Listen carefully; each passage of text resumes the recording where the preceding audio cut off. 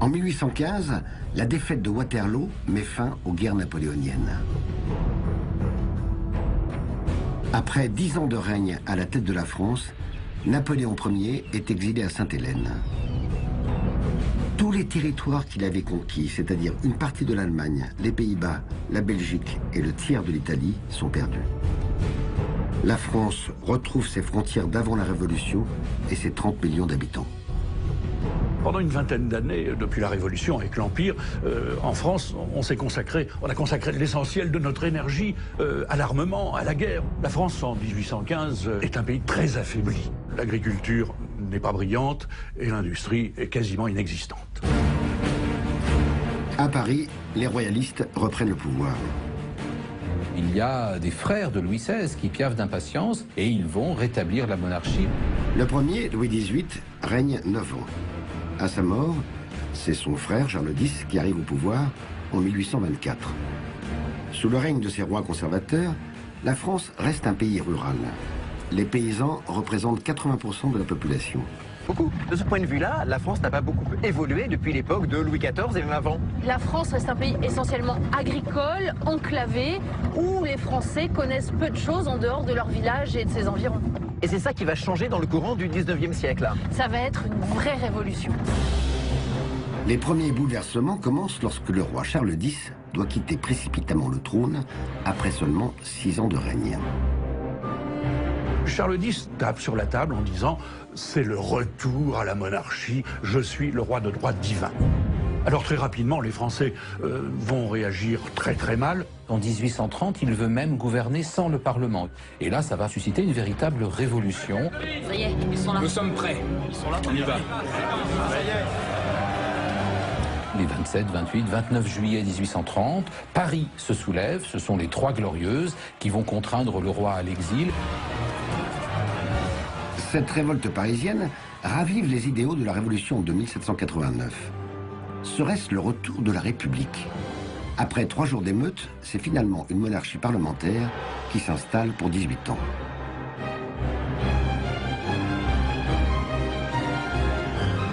Mais le nouveau souverain n'a rien à voir avec les précédents. Louis-Philippe est le cousin du roi déchu, mais ses idées politiques sont radicalement différentes. Au début du siècle, il a vécu en Angleterre, alors en plein essor industriel. Il s'aperçoit que Londres est beaucoup plus pointu que ne l'est Paris au niveau économique. Tout se joue à Londres, la métallurgie, c'est Londres, le textile, c'est Londres. Londres a des longueurs d'avance dans tous les domaines. Louis-Philippe va moderniser notre pays pour lui faire rattraper son retard sur ses grands voisins, l'Angleterre, mais aussi la Prusse. C'est sous son règne que s'amorce ce qu'on va appeler la révolution industrielle. À peine monté sur le trône, il donne l'impulsion pour que le pays s'équipe d'un moyen de transport totalement nouveau, le chemin de fer. Cette technologie importée d'Angleterre va bouleverser la vie de notre pays. Paris, en cette année 1848, est en pleine ébullition.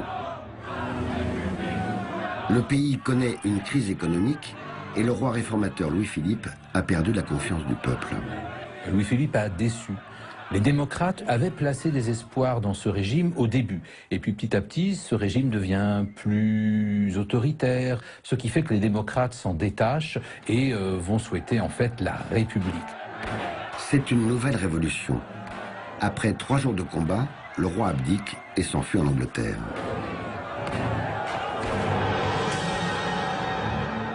Cette deuxième république ne durera que 4 ans.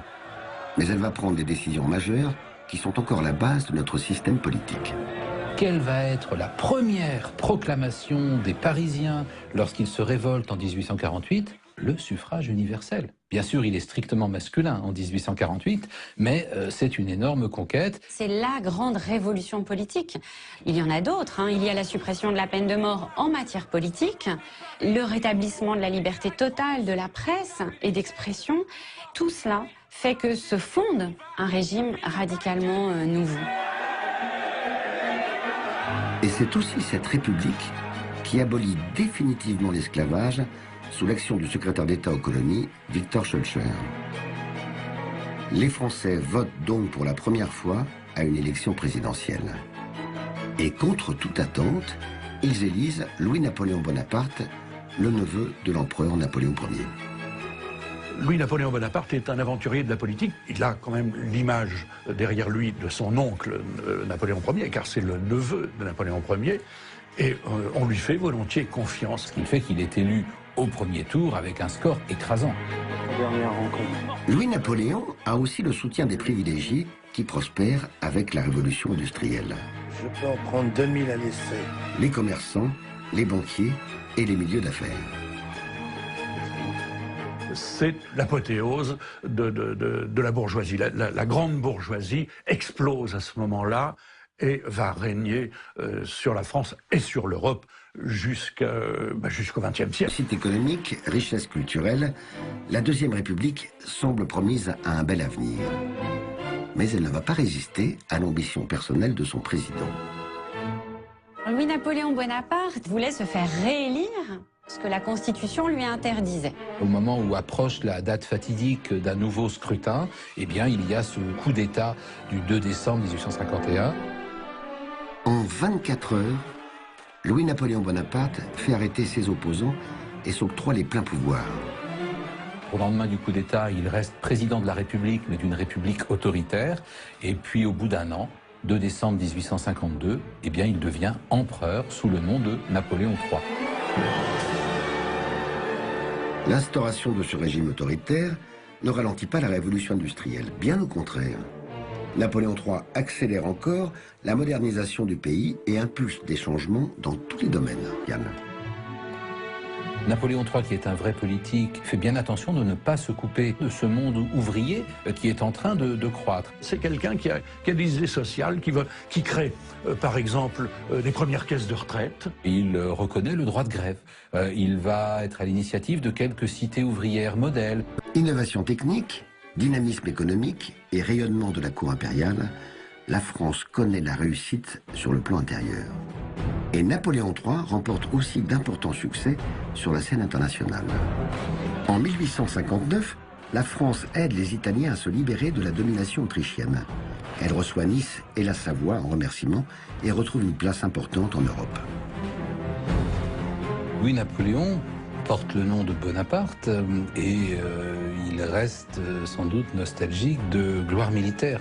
Son régime a obtenu des succès sur la scène diplomatique, avec par exemple l'unification de l'Italie, qui s'est faite vraiment sous la protection et l'égide de la France. Il pourrait s'en contenter, mais il y a ce rêve d'un empire.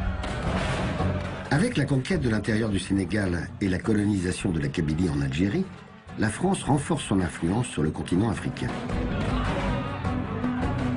Les expéditions en Orient aux côtés des Anglais aboutissent à la naissance de l'Indochine.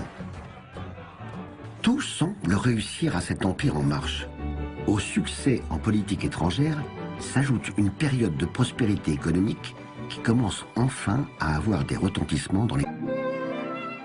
Le bilan du Second Empire est absolument positif, économiquement, socialement. C'est une période richissime pour l'histoire.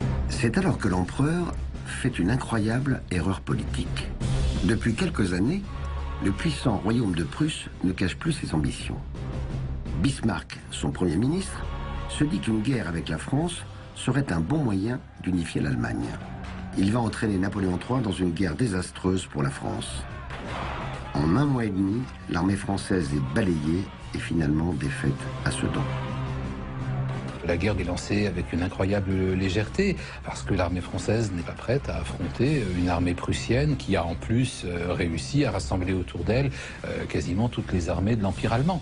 La guerre de 1870 est un désastre au cours duquel Napoléon III lui-même est fait prisonnier et qui entraîne et précipite la chute très rapide du Second Empire. Napoléon III abdique et s'exile en Angleterre.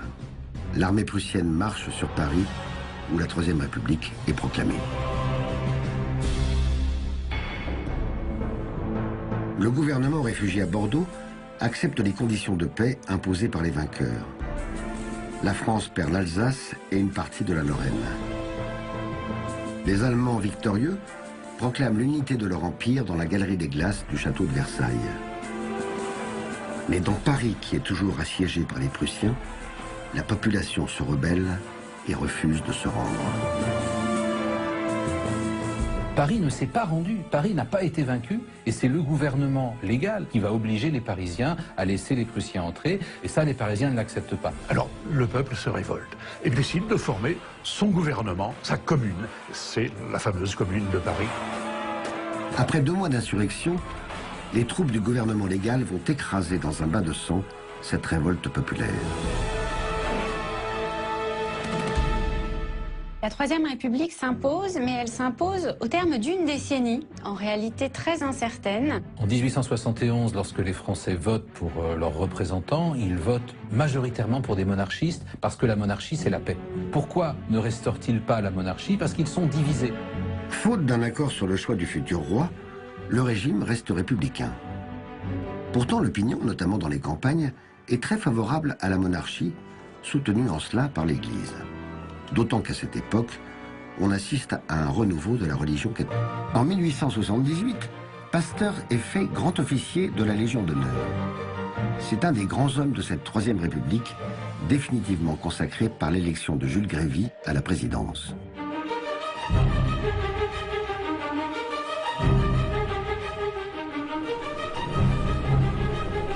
Sous son mandat, les pouvoirs du Parlement sont renforcés. Marianne devient le symbole de la République et la Marseillaise, l'hymne officiel.